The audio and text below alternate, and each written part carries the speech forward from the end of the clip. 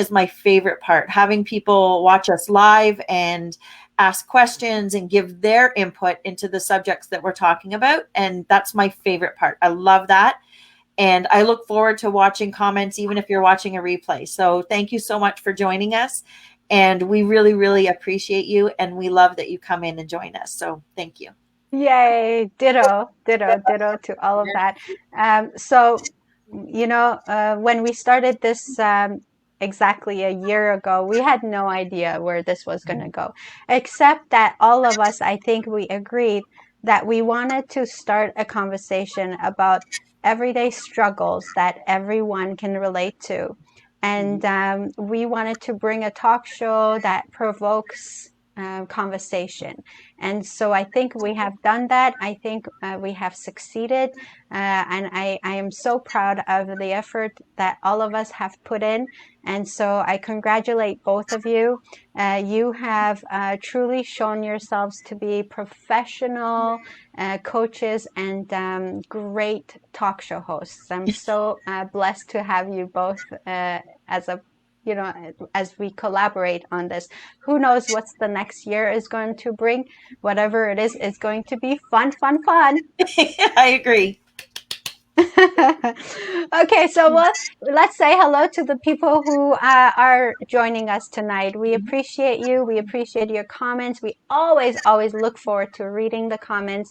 We would love for you to get involved in the conversation. Leave us comments, your questions, your experiences, any thoughts on the subject, because your input is truly valuable to us. So here we go. What are we talking about tonight? Let's have a look-see. Da, da, da. Self-sabotage. How do we stop? Now, self-sabotage, that term was brand new to me about a couple of years ago. That's when I started in this growth and self-development journey, and I kept on hearing it, self-sabotage. And I thought, what a concept. And so last time when we were having a conversation, it came up in Felicia's presentation. And I picked up on that word and I thought, oh my God, that would make a great topic. And so there we are. I think we can all relate to some sort of self-sabotage here tonight. And let's see what we can dig up. Let's see how we can help one another. And let's see how we stop self-sabotage. Okay, ladies, are you ready? Yes. Okay, all right. Okay, but first I want to say hello to everyone who's watching us, who'll be watching us, who'll be hearing us. Welcome.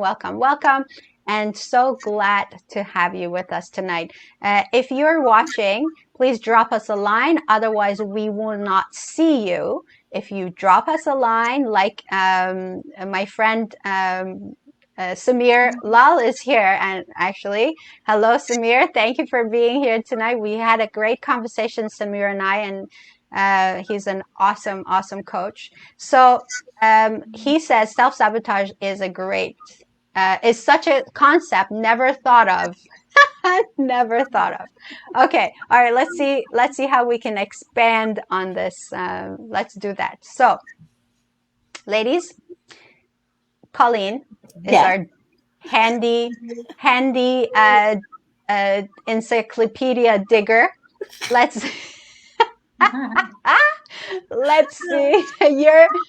What did you find out on the definition for self-sabotage, Colleen? Awesome. Thank you. So definition, self-sabotage, when you actively or passively undermine your own goals and values. You identify something that you genuinely want, and yet you do things that directly conflict with it. Shall I read that again? Yes, please. Okay. So self-sabotage, when you actively or passively undermine your own goals and values. You identify something that you genuinely want, and yet you do things that directly conflict with that. So I'd love to hear variations of that from the audience if anyone's watching and they have their own definition of self-sabotage. What does that mean for you? So I guess it means something for everyone, and you're right. So what I hear in that definition is this, that self-sabotage is something we do either on purpose or subconsciously. Absolutely. Okay, wow, this will be interesting to talk about. That's for sure. Okay, so let's start here. Okay. What does self-sabotage mean to you, Colleen?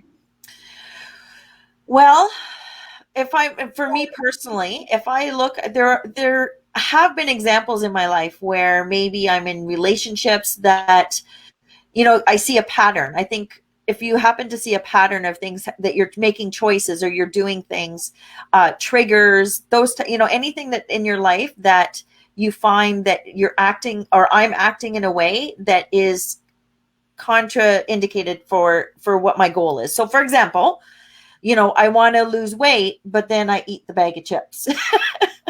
So I think stuff like that, right? Things for me, it's when I find myself doing things that are working against my own desires or goals. That's for me. How about you, Felicia? Well, how about I'll start with a statement of that depicts the best this self-sabotaging statements per se. Here is a plan out perfectly. I plan my day every day carefully. So every morning I wake up, I plan my stuff, I do other things, I go to bed. Next day I repeat. Perfect. Perfect. That pretty much says it all, if you ask me. But okay, let me go personally. I think it's simply that which you want to do so badly. And somehow, no matter how well you plan and how ready you feel you are, you don't end up doing what you plan to do. Those moments, days, weeks, sometimes even months, when you think you feel right and ready, yet you shoot yourself in your own foot and you stop, you procrastinate. You say to yourself, what have I done again? Why can't I? I should have, I could have. It's fascinating to me because Dela said that she only became aware of this term self-sabotage last year. 2 years ago. And I myself became aware of the same thing last year. And it's fascinating to considering that I'm not one. I will show it's one. Okay. Yeah. So Samir says, thank you, Samir, for the kind words, by the way. He also says self-sabotage is not believing yourself, the biggest killer. So not believing yourself is also self-sabotage. And I think this is going back to that, what was the definition again? What was the exact definition again? When you don't do it. So when you actively or passively undermine your own goals and values. Right. So this would be, to me, this is the passive part, not believing yourself because it's so subconscious, right? Mm-hmm. And so, okay, so this is what I want to say. And as Felicia is speaking, I've been setting up this goal for myself to wake up at 6 a.m. And you both know that already. This is self-sabotage, okay? Staying up till 2 a.m., it's self-sabotage because there's no way if I stay up till 2 a.m., I will wake up at 6. When the alarm goes off, turning it off is self-sabotage. Right? Yeah. So, a formal. Yeah. A formal. Oh my gosh, there's so much. There's so much. Okay, I'm very curious to know where both of you fall in the spectrum. If there was a gauge, where would you be? I don't know. Can you think of in those terms? Let me tell you one thing about me. Working for preparing for this, reading and listening, and you just prepare. I realized that I'm the queen of self-sabotage.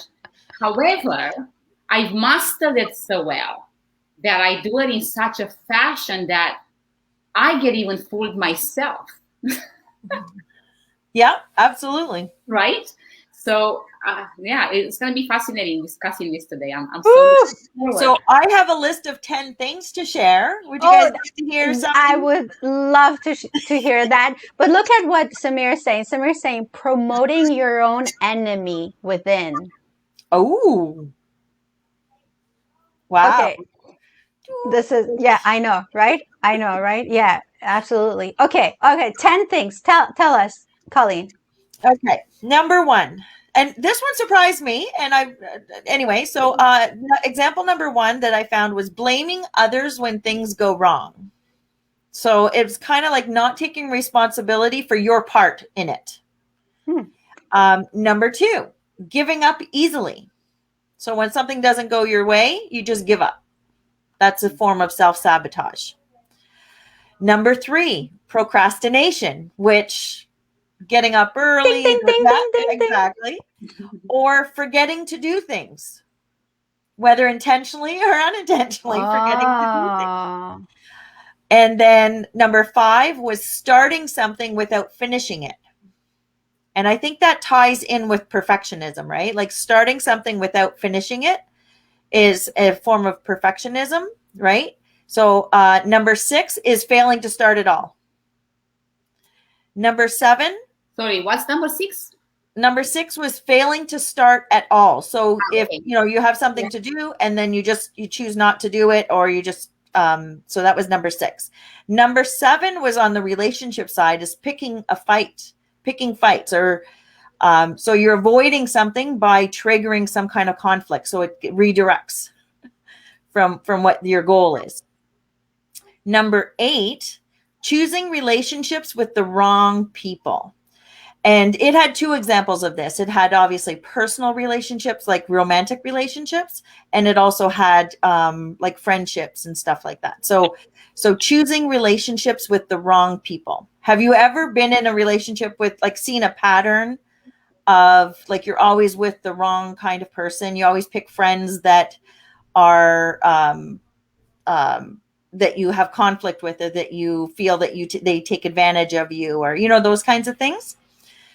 Number 9, trouble stating your needs. So trouble expressing what you need. And that was one of the examples of self-sabotage, is not being able to speak up for yourself. Mm-hmm. And then on the flip side of that, putting yourself down. Number 10, putting yourself down. So those are I'm such an idiot, or, you know what I mean? We hear ourselves say those things all the time, but our self-talk, having that negative self-talk. So those are the 10 that I came across. Wow. Did you guys come across anything different, or the audience have any other suggestions? Well, as you're reading those, I see myself in a few of them. So definitely that's a good way of really discovering whether where I am on that spectrum. If those 10 examples were 10 out of 10, I probably find myself at about 5, so halfway. So because I do 5 of those things, and so that the whole point is to bring awareness. I don't think it's about good or bad. I think it's about, okay, how am I doing in that department? So how did you see those examples, Felicia? I think there is a lot of truth in all of those examples. There is a lot more. And I think it's easier to maybe look at things from different perspectives, in terms of not necessarily looking of, okay, this is a list of the things that could potentially be meaning that it's a self-sabotaging. Mm-hmm. I think it's understanding. So for me, it's like looking at the experiences that I've had. So, for example, have you ever woke up one morning, okay, and no matter what you did, no matter how you do things just don't go as planned, and everything seems to be against you? No, never. I have. So And no matter what, you cannot seem to get out of your own way in a way or another, right? So I'm sure that you, Dela, and Colleen, and I myself, and pretty much everyone will have days like this. Yet, now, if we take that and most of our days are like that, then then you know that it's some form of sabotage that's happening there. According to different studies, these things are not just caused by low self-esteem, which is self-sabotaging, right? It's one way that you actually get there. It's not believing, not trusting in yourself, in your own capabilities, as one of our viewers mentioned, which can this actually leads to a huge negative impact on your love life, your career, your health, your finances, just as Colleen said. So sometimes feelings of not being good enough persists despite the appearance of success even. We can be successful in all areas of our life, yet suffer from chronic self-doubt, self-hatred, or sense of intellectual devaluation that dominates our own internal feelings. And no matter how many accomplishments or even external proof of competence it's out there, we still default to that same pattern of thinking, that same pattern of feelings. So it's true that when we talk about not being happy, in our own skin, if things are not going well, if things seem to be going horrible every single day, you wake up and it's like, oh my God, my life is just not going anywhere. It's good to look at self-sabotage as the culprit, because I don't know about you, but my life was there at some point. And so it was when one of those examples was blaming other people for everything that's going wrong. And that's who I was, blaming everything else under the sun but myself. And so you're so right, Felicia. It's so important to know and notice, what are some signs that I'm self-sabotaging? What are some signs? So I'm going to read a couple of comments. First of all, somebody's niece is here. And she says, Auntie Colleen, you are as beautiful as always. Heart, heart, heart, heart, heart. Samir says, following path of no resistance is the self-sabotage, which never keeps off straight. River with no resistance is always crooked. I like that. I like that. Because path of no resistance is the easy way. Yeah. Right? And so sometimes we talk about, take the path of no resistance, but I think we mean that in a totally different way. Here, he's saying finding easy path versus right path is perfect example of self-sabotage. Yes. And sometimes we do that. And he also says, get out of comfort zone, challenge yourself, and save yourself from self-sabotage. So thank you. Excellent. Yes. Thank you very much. Thank you. That's there awesome. is another aspect that I think it's important to consider, is about the fact that our subconscious mind is constantly trying to protect us from things that are causing us pain, or if there are deep-seated fears that you may have that you may not even be aware of. Like, for example, did you know that if you start believing in the terrible things that were said to you or done to you at any given moment in your life, especially in the primary years of development between gestation to, I think, age 7, or even by being negatively treated in the past, if you start believing that, this will end up in tendencies towards self-sabotaging yourself. So self-sabotage can be also rooted from deep-seated thoughts from events in which you may have done things in such a fashion that in your mind, you may wish that you have conducted yourself differently. Mm-hmm. So, Felicia, you have touched on 4 of the 5 causes that I jotted down. That's good. So we're now onto the causes of self-sabotage. Just keeping up here. So what causes us to self-sabotage? Why do we self-sabotage? And so so go ahead and give us the rundown. So I've got 5. I'd love to hear, because I know obviously that there's probably other things that I haven't jotted down, but the 5 that came to mind first were, like you said, childhood lessons and patterns, things we learn, how things affect our lives, and then things that worked for us in the past, or things that, so in our childhood, and you mentioned it already, Felicia, your childhood lessons and patterns. And then you also tied in the next one, which is relationship experiences. So we learn ways of self-sabotage through our experiences in relationships. And then you talked about fear. So fear of failure, fear of success, fears will hold us back, and we will sabotage our own progress based on fear of the unknown, fear of anything. Like, there's so many different areas that fear can pop in. This is the one that you haven't touched on yet, but I'm sure that would probably come up in conversation, is the need for a sense of control. Sometimes it already came, I think. Oh, did it? Oh, there you go. I think, if I'm not mistaken. Okay, go ahead and talk. So talk about the need for a sense of for control in a situation is a way of self-sabotaging, or a cause of self-sabotage. And then the last one you touched on very much, was the low self-esteem, is that we don't believe in ourselves. And that's is it Samir? Yes.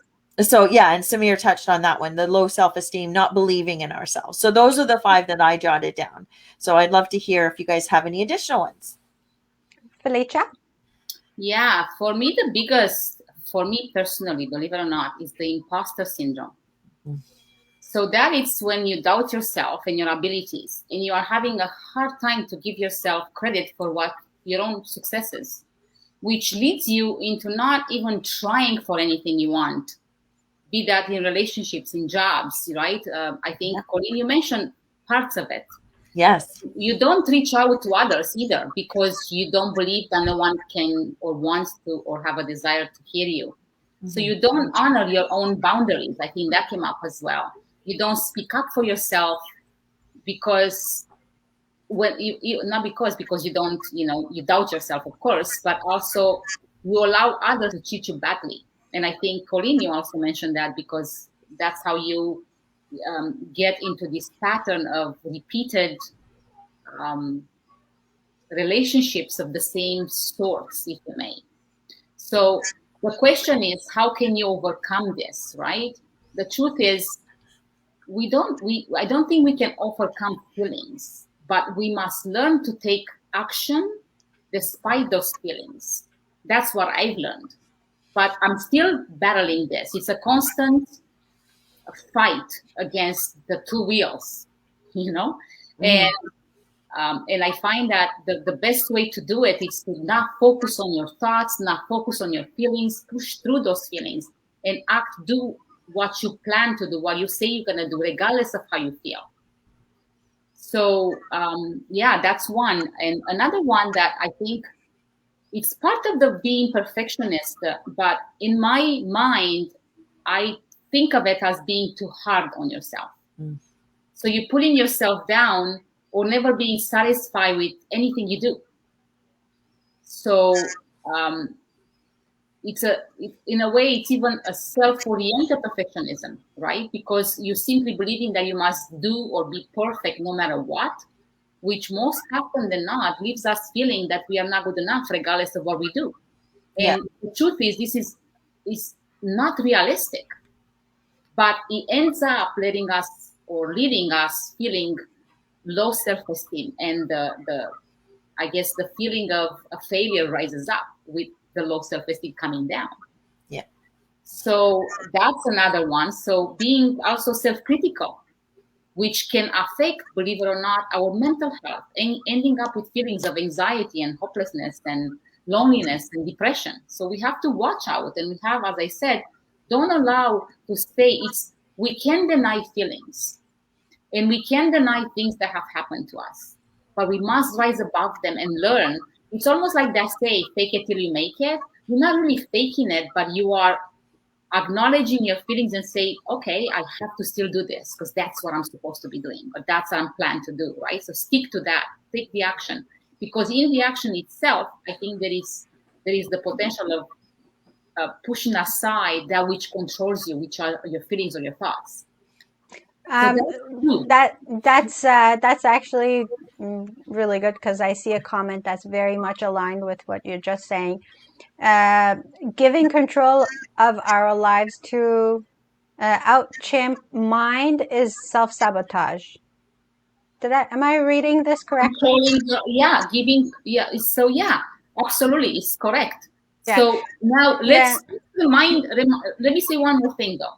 Let me remind you that all those feelings are normal, and most of us, we will have time throughout our life that we will feel that, more or less.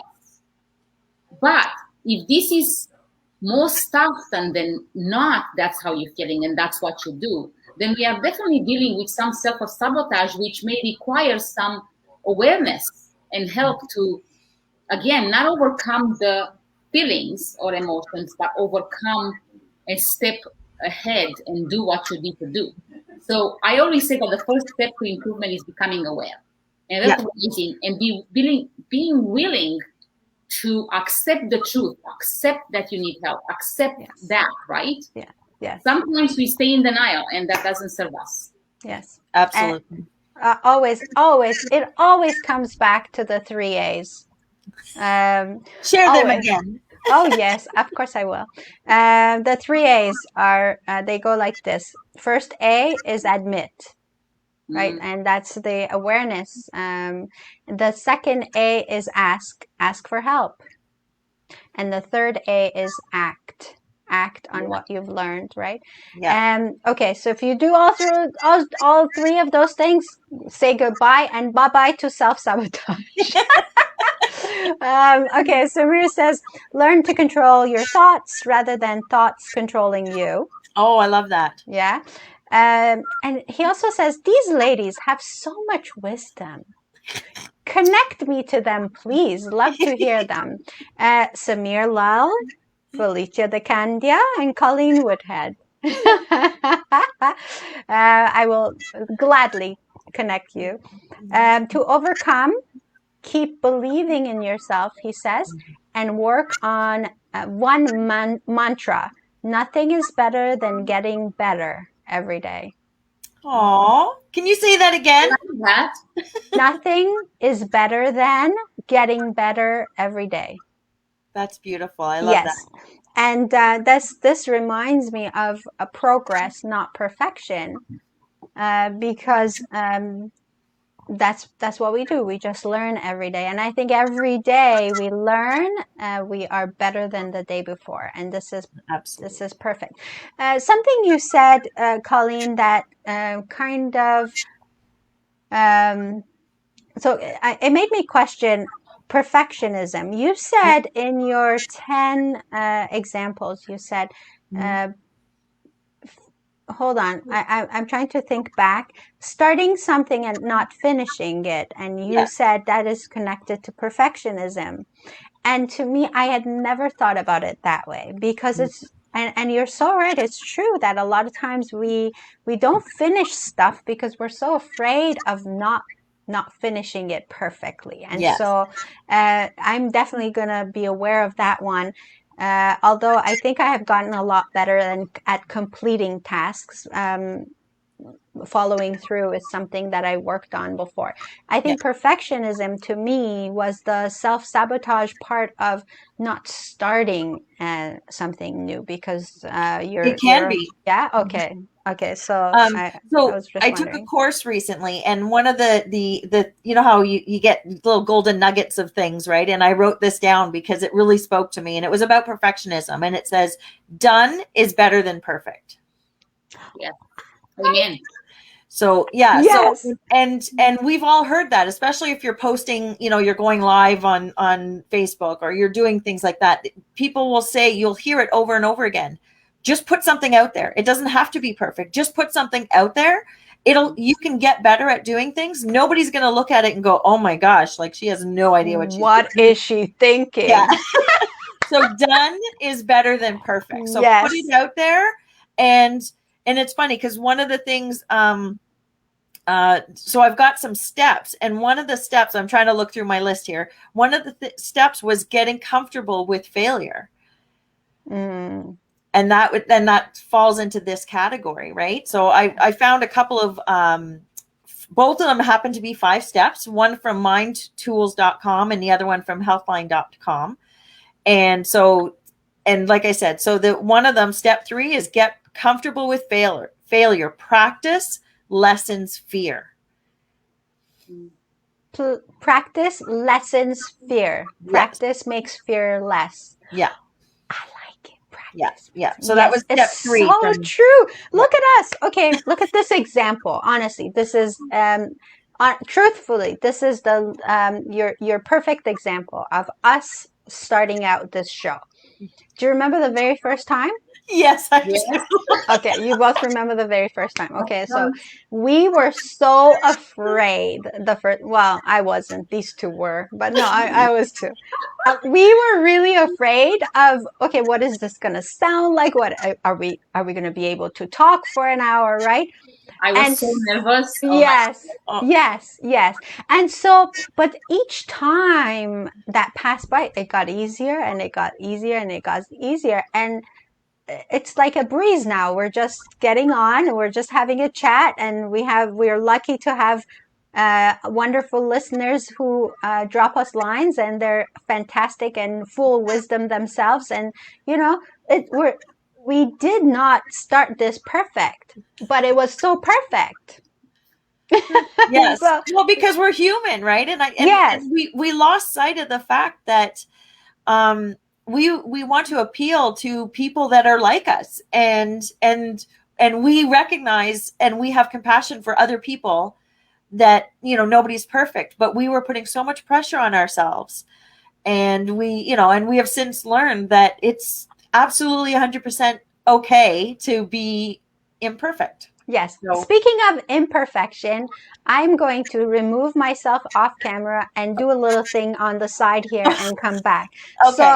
Okay. So do you want me to go over my lists of strategies? Yes, let's do that. I'll be right back. Perfect. So I'll go through the first one. It's the mindtools.com. There's 5 steps, and they're basically, these ones are very short. So step 1, recognize. And Felicia, you said it multiple times. You have to be aware. You have to acknowledge it, right? So step 1 from mindtools.com is recognize when you're self-sabotaging. Step 2 is understand. So understanding what, where that's coming from, how that's happening with you. And number 3 is a mindset shift, specifically regarding those instances or those circumstances. So shifting your ideas and looking at it from a different perspective. Step number 4 is change your behaviors, which I think Samir mentioned, right? You've got to change something. For something to be different, you have to change. You have to start with changing your behaviors. And then step 5, and this again is from mindtools.com. Step 5 is develop self-supporting habits. So in general, learn how to love yourself and be on your own team. So any of those, I know that you've already mentioned some of them, Felicia. What of those, which would you say speaks to you most? They all speak to me, Colleen. They all make sense. I want to come back a little bit on the topic of procrastination and having to start things and not finish, because in my mind, there is another form of sabotage that just came up as you guys were discussing procrastination. And that is really when you overdo it, when you are being extra and you always have lots of different things and different commitments to attend. and then you take on too much, and that's how you are not able to finish everything you start. Then you end up in feelings of guilt, and the feeling of obligation will make it so difficult for you to actually speak for yourself. So you overcommit. So you do so many things that leads you with putting yourself last, which again leads with stress and not being able to. Absolutely. That's a really good example. Thank you for sharing that. I Yeah. just had an aha moment, right? Thank you. You know where I'm going with that. I do. I don't. How about Wow. you? Well, we just had this conversation, like, I think today, yesterday, the day before. That, You had a sometimes. deja vu then, not an aha moment. No. I'm exaggerating. I'm saying it comes up a lot for me. It's because I commit myself to too many things sometimes, and I do have to cancel some things, and I do feel badly about canceling or saying I'm going to start this later. I'm sorry, but my plate's too full right now, so I will have to reschedule. And to be aware of this and from get-go say, no, this is something I'm going to put on the back burner and start later, that's better. But I think what I'm doing is self-sabotaging. So thank you for that awareness. Well, that leads to burnt out. You know that? That's another self-sabotage. Yeah. You're absolutely. so right. You're so right. Okay, so let's see some of the comments here. Samir is really blessing us tonight with all his wonderful comments. Thank you so much. Samir says, there's nothing which is perfect. There's always room for making it better. Agreed? Yes. Agreed. So don't try to be perfectionist. Be a doer and keep traveling. I love that.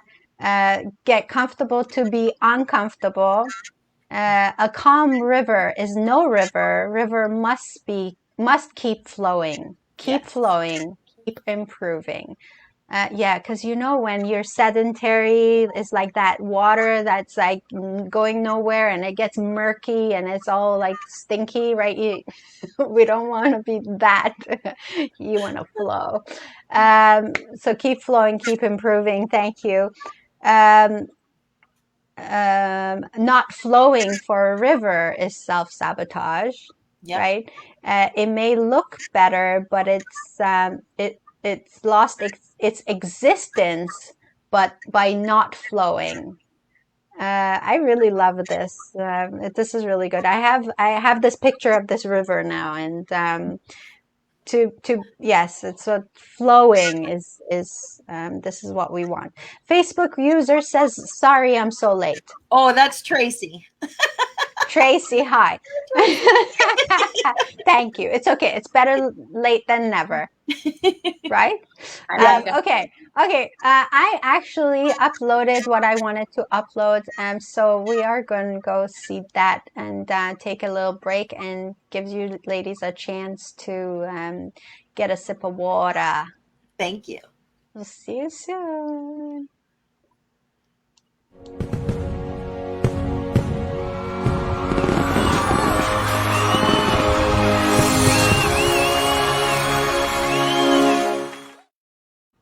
Wasn't that so good? Do you want to watch it again? Was that nice? Okay, let's watch that again.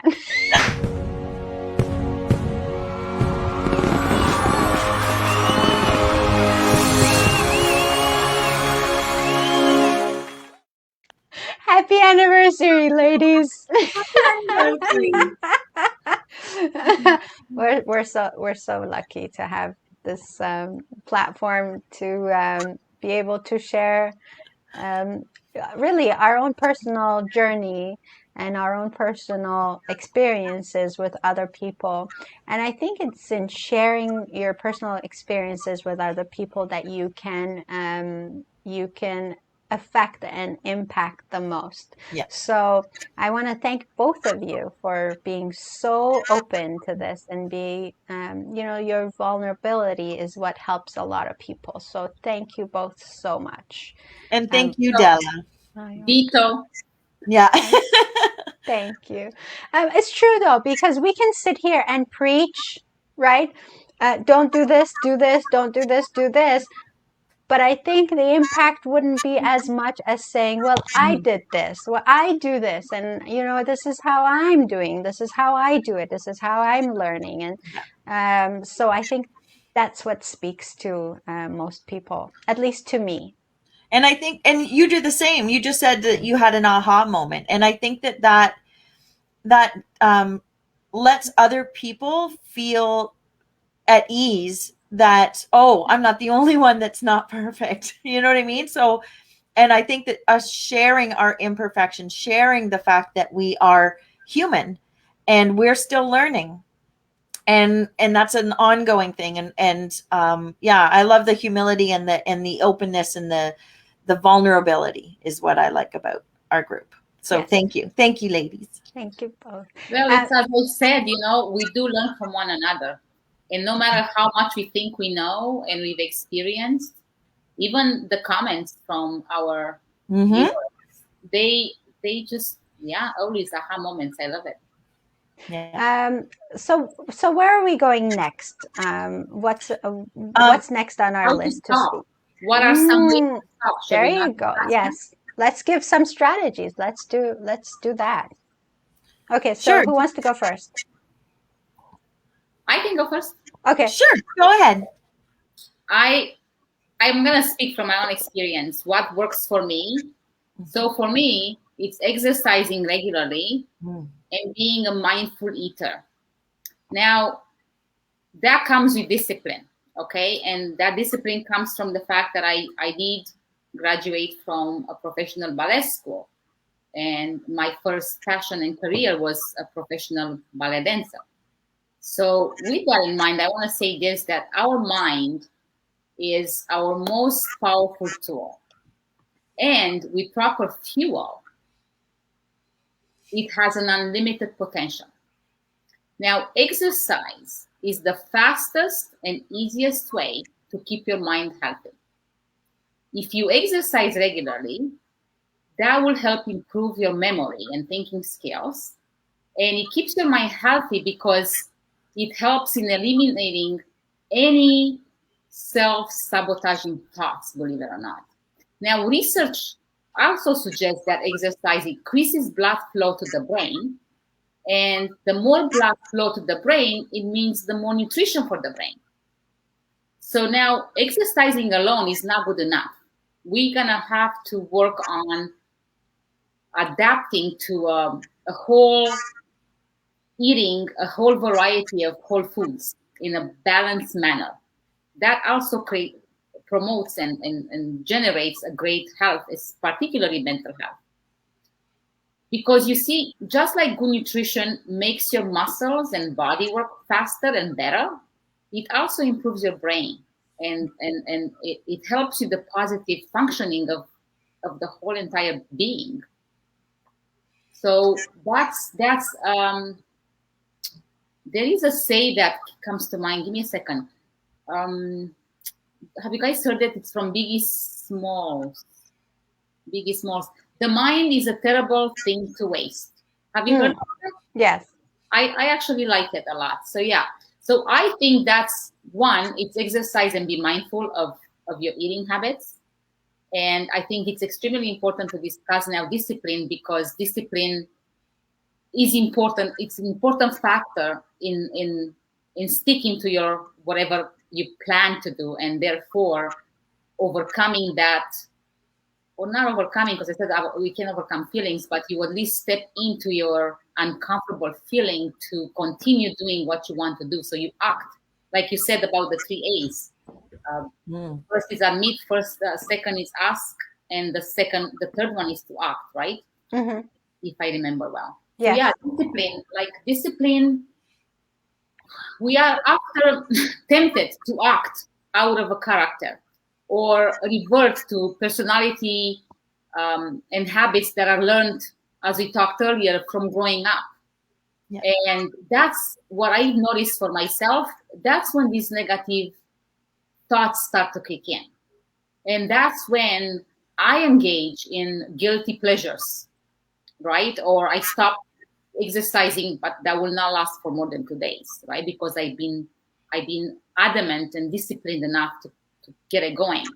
But for you, let's say for anyone who has not been disciplined to work out regularly, they may default to other things, right? Like in my case, I stopped that. That's for me is a guilty pleasure, because I don't work out, then I feel out of sorts. But for others, it might simply be eating unhealthy, like Colleen said. She may want to lose weight, but then she still gives in to her chip bag, Yeah. you know? So I think discipline is important because it helps us to develop the will to continue and to be on that prosperous path, despite of all these self-sabotaging thoughts. Are you saying part of what you're saying? Are you saying like healthy body, healthy mind equals healthy habits? Is that? Well, yes, absolutely. I'm saying that, but I'm also focusing on the fact that if you have a disciplined mindset, right? Mindset, we can be persistent in going forward, even in those times and all it seems to be going downhill for us. Mm. So with a disciplined mind, we can absolutely wait with absolute certainty. We proceed with accurate timing because we just learn patience that way. But we discipline, we know, like, you know, we have to be clear in our understanding and our awareness, because if you're not aware, you just react. And I think, Dela, you said that earlier. You just do things. Or maybe Colleen, I don't know, one of you. Or maybe I may have said that, maybe not in those words, but I see what you're saying. Discipline is definitely important when it comes to stopping self-sabotage. Mm-hmm. I can see the relationship between healthy body, healthy mind, and and that how self-discipline comes in to play. What do you got, Colleen? Well, from healthline.com, there was 5 steps, and I kind of paraphrased them, so please forgive me. So the first step is to identify behaviors, and then they made the point that this sometimes can be tough when we're trying to do this for ourselves, because we have to be 100% honest and objective. So that can be hard sometimes. So noticing patterns, noticing things, like I said, if you're consistently finding yourself in jobs that you're unhappy, or, you know, whatever the patterns are that you find yourself repeating. Step 2 would be to identify triggers. Like if somebody speaks to you in a certain tone, does that trigger you? When you're bored, does that trigger you from doing, to give up on something or to do some of those things that we talked about earlier, or the fear, of course, that we already talked about. Step 3 was the one that I mentioned earlier, which is the get comfortable with failure, because practicing lessens your fear. And you had the perfect example. A year ago, we had our first show, and we were like, Felicia, you and I, like, we prepared. Oh my goodness, we had calls and we had presentations, and we like spent hours in preparation. And now we're much more laid back. We're still prepared. We're still obviously still prepared, but we're much more laid back. But we don't have to practice. Yeah, we're comfortable with not being perfect. So get comfortable with failure. Step 4, talk about it. And excuse me. You said be comfortable with failure. We haven't failed. We just have. No, I mean, the example was imperfection. So in the article, it referred to it as failure, but I took it as imperfection. Like, it doesn't have to be perfect. Does that clarify it a little bit? I know. I want to make you laugh. You seem so serious. It's a celebration moment for me. I know. I keep looking at the time going, I want to be able to chit chat in the end and get some feedback from the audience. So, okay. So step 4 was to talk about it. So if you have a tendency so the example that they gave in the article was sometimes people, when they start feeling that they're getting too close in a relationship, they might start pushing that person away. So if you were to tell the person, this is what I tend to do, then when they feel you pushing, they know that it's because you're actually getting too close. right? So they might be more compassionate with you and understand what your behaviors are saying. So talking to somebody, sharing what your self-sabotages are, so that somebody else around you can recognize it and call you out on your activities or your behaviors. Step 5 is knowing when to get help. And again, I said sometimes it's hard to be objective of our own behaviors, of our own our own self-sabotage actions. So having a third party, somebody, a professional who's trained to recognize those patterns and to be able to effectively call you out on them. So sometimes knowing when to get help is that last step. So that's so important, because a lot of times we're blinded in our own situation, and we don't see it. And it takes that, bird eye view to look at our situation, and for someone to be unbiased and right, and a professional who can help us out and say, well, listen, this is what you keep doing. Perhaps this is self-sabotage. yeah, without judgment, without Yes. it's just a noticing. It's an observation, not a judgment and not a criticism. Yeah. Okay, so I'm gonna actually I'm gonna present to you my situation, and let's see if the both of you can help me through this. And what do you say? Is that we got about 5 minutes. Here's your chance to coach me online live and get me out of bed at 6 a.m. Tomorrow morning. Okay, so I present to you Dela's case. Okay. She would like to wake up at 6 a.m. But for some reason, it ain't happening. Cool. So step 1, your motivation. What does 6 a.m. get for you? That's a great question. More time. Definitely more time. Definitely, I can use more time to myself. I think the motivation would be, it's summertime and the days start early, and I love the fact that it's nice and quiet out, and I can take my dog for a walk. I love all of that. Those ideas are great. I love sitting by myself and meditating. Maybe like writing in my journal. Those are all fantastic things to me. So getting more done. Getting up early means you get more done before the house wakes up. Yes, more done for me. Perfect. Oh, more me time, more perfect. I love that. Anything else? And it's just a thing I want to do.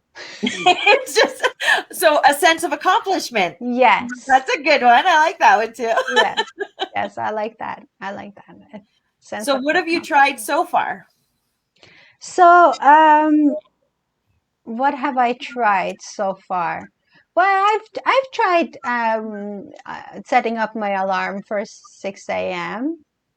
I just shut it off because I think Facebook user says, what is your normal start time? Yes. 8 a.m. Except on Saturdays when I have to wake up at 6 a.m. because I coach at 7 a.m. So that's when I have to wake up at 6 a.m. And isn't it funny? I think I've said that before. Like, I can wake up at 6 a.m. Bright and bushy-eyed, or bushy-tailed. What's that expression? Bright-eyed and bushy-tailed. Thank you, bright-eyed and bushy-tailed. You had all the words; they were all there. And I can do that because I'm needed at 7 a.m. I just said. So when someone's expecting to see you at 6, and you have to get up at 6 a.m., you have the ability to do it. Interesting. So here is what I think. No one starts a successful life in the finish line. So first, you've got to be patient with yourself, but you also have to work on being disciplined with your schedule, and particularly going to bed earlier. Because if you still go to bed at 2 o'clock, as you said you usually do, and you don't have, every night you have to switch everything off, perhaps at 11, the latest, if you want to wake up at 6, to not feel exhausted. So that's what I would say. I would say that it starts with the bedtime routine more so than the morning routine, because we need sleep to function. And second of all, I think it's important that you start believing in yourself. So challenge and replace your negative beliefs with the positive beliefs. Work on that you said you have a journal.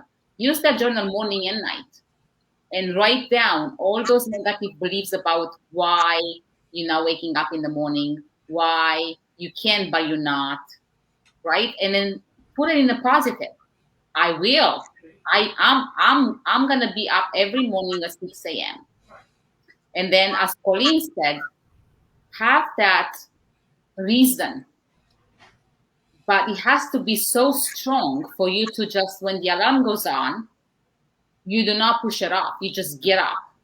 Like literally, you get up and you get out of the bed. Because if you sit there in the comfortable, under the sheets and cozy and tired, you're not gonna wake up. I say that because last year I became a 5 a.m. club. Meanwhile, for all of my life, I was convinced I was born to be a night owl. And I was told by so many that I will die a night owl. And I proved everybody and myself wrong, because now I'm a 5 a.m. club person. I wake up at 5:30 the latest every single morning. And you've done that for the past year. Yeah, and I started with night routine, which was the hardest thing to keep, because my mind was most active at night. I studied at night, I worked at night, I take care of the kids through the day. So I'm like, that's my only time I have. But now I switched to believe that no, a night is for sleeping. So I'm going to sleep usually 10:30 to 11 the latest. Otherwise, I can't wake up in the morning. And I have noticed that if I keep that schedule, doesn't matter if it's weekend or not, then I'm able to keep that momentum going, and I'm able to keep that. And eventually your body just wakes up, even if you don't sleep enough.